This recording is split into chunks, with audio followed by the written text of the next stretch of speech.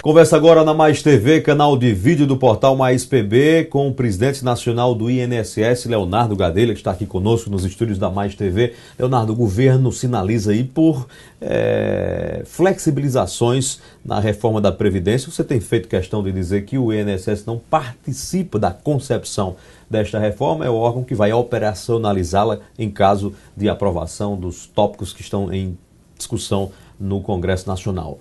Até agora, o que avaliar das discussões que estão sendo implementadas dentro do parlamento? Eu faria duas considerações. A primeira delas diz respeito à funcionalidade das instituições no país.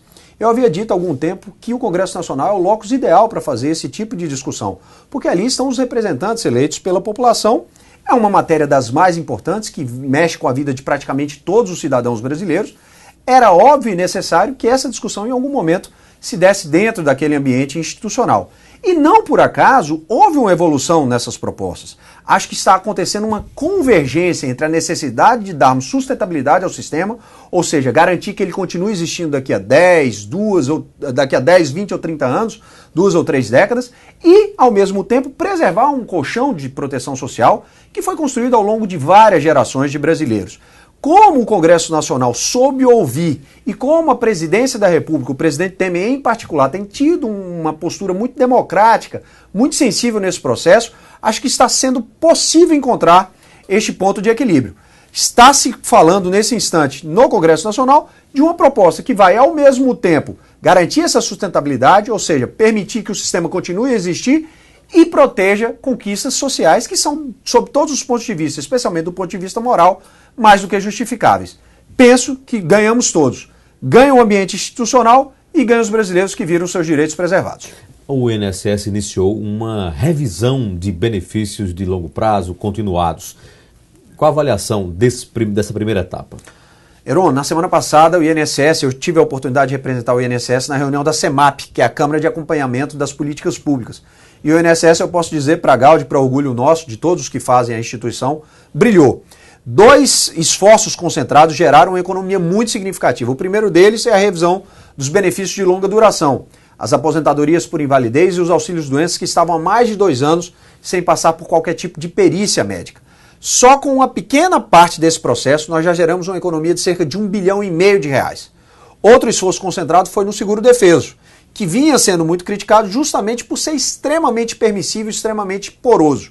Nós refinamos os nossos mecanismos de batimento e já geramos uma economia de R$2 bilhões. Então, para orgulho meu, o INSS, na quinta-feira, antes da Páscoa, apresentou esses números para a CEMAP, para o governo como um todo, e gerou, apenas com esses 2 esforços concentrados, uma economia de R$3,5 bilhões, o que é, por um lado, um sinal de que nós podemos e devemos comemorar, mas é, por outro, também um sinal amarelo, que se levanta mostrando que existem ainda muitas falhas, ainda existem muitos gargalos nos nossos mecanismos de batimento de controle que precisam ser aprimorados para que a gente não deixe um só centavo ser mal empregado no país. Há sempre uma discussão em relação à generosidade do Estado brasileiro em relação a pensões. Há um leque muito grande de pensões, sobretudo aquelas pensões que se comprova convivência marital, nem sempre com muito rigor e tal.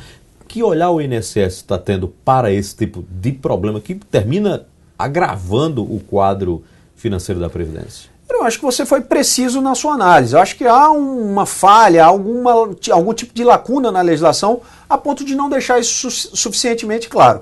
Se nós aprimorarmos os mecanismos legislativos, se nós dissermos de forma muito clara e objetiva quem pode e quem não pode receber esse tipo de benefício, eu não tenho dúvida de que a sociedade vai se sentir muito mais bem aquinhoada nesse tocante. Acho que existem muitos casos em que essa concessão é absolutamente justa, legítima, necessária, e outros tantos a gente há de convir que a gente poderia eliminar esse tipo de benefício. Um exemplo claro é aquele, por exemplo, dos filhos de militares, das filhas de militares, que continuam oferindo o benefício enquanto não se casam. Então elas acabam escondendo uma relação conjugal permanente, única e exclusivamente com o fito, com o benefício, com o interesse de manter aquele benefício. Em outros tantos casos, nós estamos falando de pessoas extremamente pobres, que fizeram jus à concessão desse tipo de pensão em função de terem trabalhado a vida inteira, ela ou seus cônjuges terem trabalhado a vida inteira e poderem deixar essa pequena contribuição para a subsistência da sua viúva ou do seu viúvo, num caso menos frequente, mas também permitido pela lei. Eu acho que a gente tem que saber separar o joio do trigo e esse é um momento muito importante para isso. A sociedade como um todo precisa se debruçar sobre esses temas. Vamos conceder benefícios a quem deles precisa e vamos exigir que aqueles que estão tendo algum tipo de privilégio sejam imediatamente cessados. Você está tendo uma experiência agora no executivo, como gestor, mas antes já passou pelo legislativo, seja como deputado estadual, seja como deputado federal. Qual a diferença dessas experiências e o que é que mais lhe apetece? Olha, essa é uma pergunta muito perspicaz, como aliás todas as que você faz. O legislativo é um espaço de formulação e é um espaço que me agrada muito. Eu gosto da discussão, especialmente dos grandes temas nacionais. Acho que quando o parlamento se debruça sobre temas tão relevantes como agora o da Previdência Social, ele costuma produzir benefícios bastante significativos e tangíveis para a população. É o caso agora da reforma da Previdência. Eu não tenho a menor dúvida de que aquilo que vai sair do Congresso Nacional é um aprimoramento da ideia que inicialmente tinha sido proposta pelo Poder Executivo. Por outro lado, a experiência no INSS me dá a sensação de que é possível construir aí uma sociedade ainda mais equitativa, uma sociedade ainda mais progressista do que aquela que foi construída ao longo dos últimos anos. Eu acho que o Brasil evoluiu muito, mas eu acho que ainda tem um longo caminho por percorrer. E o Executivo dá essa sensação de urgência. Ainda que nós tenhamos uma lei que, na maioria das vezes, engessa a atuação do gestor, é possível perceber que no Executivo você tem uma liberdade maior para agir, para produzir efeitos imediatos na vida do cidadão brasileiro. Quem sabe, a partir dessas duas percepções, eu não tenho a condição de contribuir de alguma maneira, sugerindo leis, sugerindo propostas que tornem a vida do gestor uma vida mais ágil, sem que para isso a gente precise abrir mão de alguns controles tão essenciais num país que vive há 500 anos um ambiente de patrimonialismo declarado. Eu acho que essas duas experiências talvez tenham feito de mim uma pessoa com uma sensação, com um senso um pouquinho mais aguçado, possa dar uma contribuição maior, quem sabe, se eu voltar ao Parlamento Nacional. Isso significa que você é pré-candidato a deputado federal? Esse é o meu propósito, Heron. Eu tive uma experiência anterior, entre 2011 e 2013 fui deputado federal, uma experiência que me enriqueceu muito do ponto de vista da condição de conhecer o processo legislativo, da condição de ajudar o meu Estado por intermédio, por exemplo, das emendas parlamentares, mas que também me deixou com a sensação de que eu poderia fazer ainda mais. Quem sabe se Deus e o povo da Paraíba me concederem um mandato na sua integralidade, eu teria essa oportunidade e quem sabe eu posso contribuir um pouco mais com o processo de desenvolvimento da Paraíba e do Brasil. O seu grupo político vive um impasse. Tem um deputado estadual, Renato Gadelha, e tem o ex-prefeito de Souza, André Gadelha, postulando também o mesmo espaço de deputado estadual. A priori, a leitura mais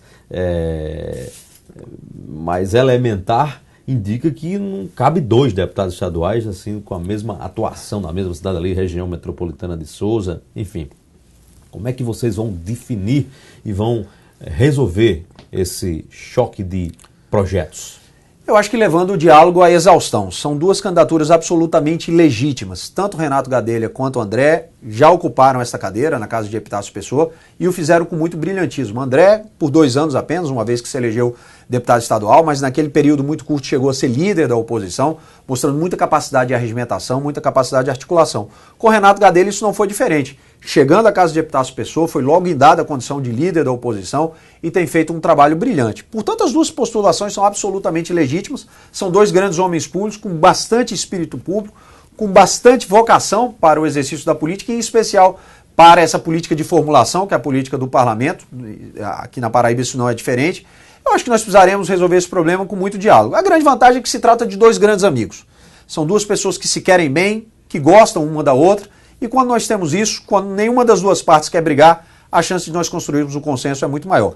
Da minha parte, eu atuarei sempre nesse sentido, tentando construir essa solução consensuada, que eu acredito que seja possível e que nós vamos alcançar. Isso é do PSC, partido que integra uma aliança que foi firmada, pelo menos na maioria dos municípios da Paraíba, com outras legendas como o PSDB, como o PMDB e o PSD do prefeito de João Pessoa, Luciano Cartacho. Essas siglas têm sinalizado que querem e trabalham para reproduzir esta aliança em 2018.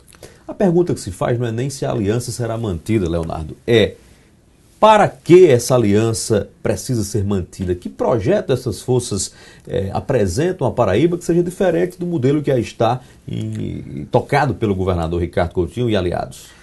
Eu sei que soa como clichê, mas eu também cerro fileiras entre aqueles que acham que esse processo se iniciou muito cedo.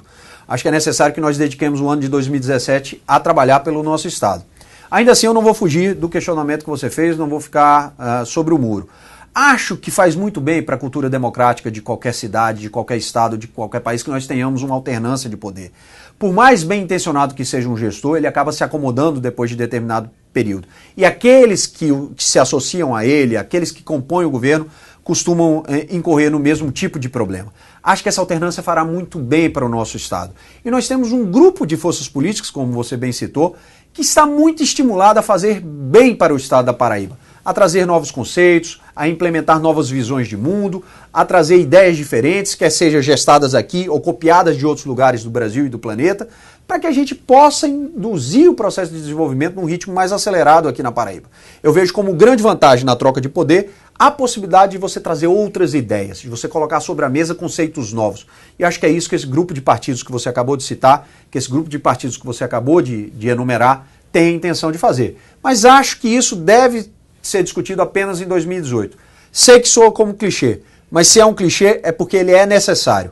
Nós precisamos deixar 2017 ser um ano de trabalho, um ano de discussões dos grandes temas da Paraíba e fazer o embate político eleitoral apenas em 2018. Leonardo Gadelha, presidente do INSS, muito obrigado pela entrevista aqui na Mais TV, canal de vídeo do Portal Mais PB.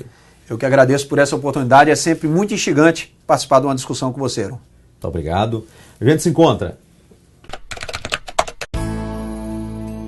Eu vejo o dia nascer, vou aprender na escola, vida nas praças e parques, nossa alegria chegou pra jogar bola.